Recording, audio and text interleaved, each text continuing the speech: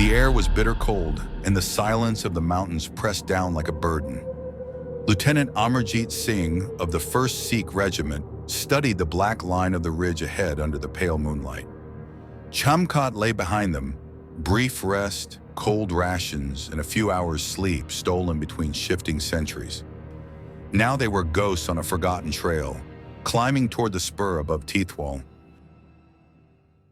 Every step along the Chamkat-Baltal track was treacherous.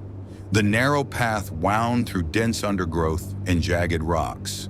A misstep could send a soldier tumbling into the ravine. But the men pushed forward. Hunger gnawed at their guts. Rations had run dry the day before. But no one complained. Their orders were clear: secure the heights before dawn. Hours passed. Then came a whisper from the rear. "Contact lost with rear section, sir." Amarjit signaled halt. The delay would cost them precious time, but the night was their ally. By first light, the ridge had to be theirs. Dawn broke over the peaks like fire through smoke, and at 0900 hours, despite the delay, the Sikhs crested the ridge.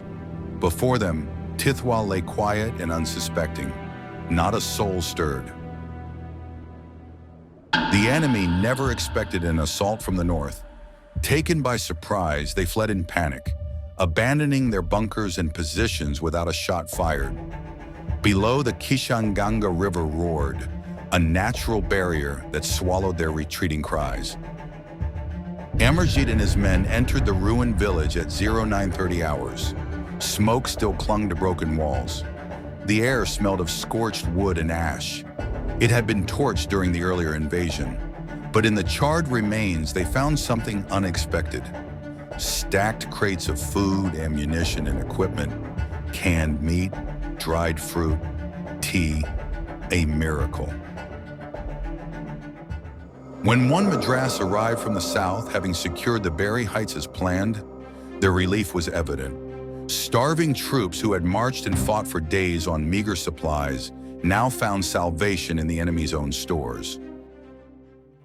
But amidst the spoil, another treasure emerged: documents, maps, orders, and one vital intelligence summary dated 13th May.